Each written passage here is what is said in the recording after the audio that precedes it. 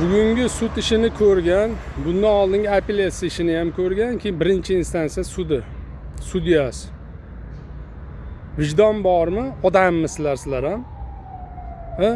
Qonunni tan olasizlarmi? O'zbekiston Respublikasida yashaysizlarmi? O'zbekiston Respublikasi xalqiga, davlatiga xizmat qilasizlarmi?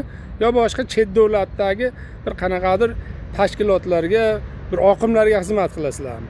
Prezident siyosatiga nagili ochiqchasiga qarshi chiqilyapsizlar-ku?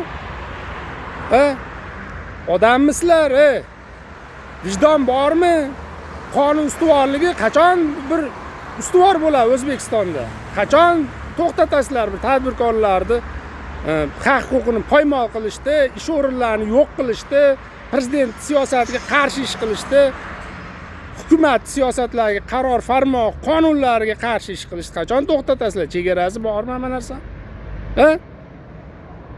Maqsadlaring nima o'zi? Maqsad nima? Konkretni aytib qo'yinglar maqsadlaringni. Shu odamlarni haqni chegarasidan chiqarib, shu ichidan hamma narsani chiqarib bir to'polon qilishmi? Xalq qo'zg'oloni qilib davlat to'ntarish qilmoqchimisizlar? Shunaqa prezident sekin-sekin obro'sizlantirib, xalqni prezidentga, hukumatga qarshi qilmoqchimisizlar? Maqsadlaring nima o'zi? Davlat aktivlarini boshqarish agentligi boshlig'i, Farg'ona viloyat hududiy boshqarmasining boshlig'i, O'zbekiston Respublikasi davlat aktivlarini boshqarish boshqarmasi. Sudyalar, nima qilmoqchisizlar? Maqsadlaringni aytinglar, nima? Maqsad nima? Qonunni ko'rsatib turibman. Men vijdonan harakat qilganimni, qonun bo'yicha harakat qilganimni ko'rsatyapman. Hammasini isbotlab berdim, taqdim qildim. Nima qilmoqchisan? O'tgan safar haqiqiy emas deb topganingni endi haqiqiy deb topyapsan. O'zing ko'rgan narsani, o'zing intervyu bergan narsani o'zing qilyapsan, noto'g'ri qilyapsan.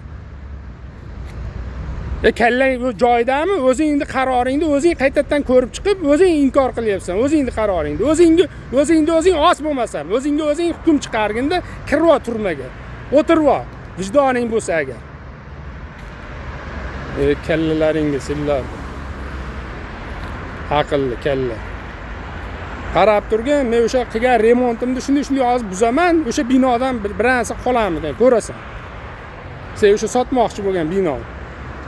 Ahmoq bo'l, senlarga necha yildan beri ijara to'lab, u remont qilib, narxini oshirib, davlatga, xalqqa, jamiyatga foyda keltirsang, senlar zarar keltirmoqchi ekansan-da, shunaqa qilmoqchisan senlar.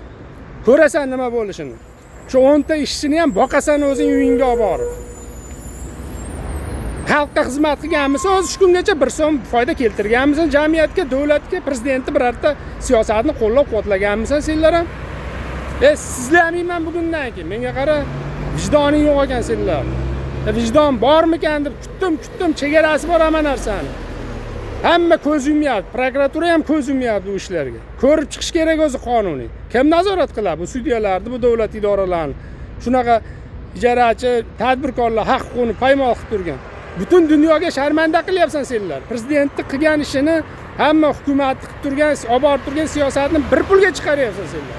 Shu qilgan ishlaring bilan nima hech kim indamaydi, bilmaydi, gapirmaydi deb o'ylayapsan. Qarab turgin men nima qilaman senlar. Ko'rasan, men shu kungacha qonuniy gaplashay deyapman. Senlar tushunmayapsan bu narsani. Qonuniy senlar tushunmaysan ekan senlar qonuniy gaplashganda shuncha sarson qilasanmi odamni? Sudya bo'lgan vijdonsiz.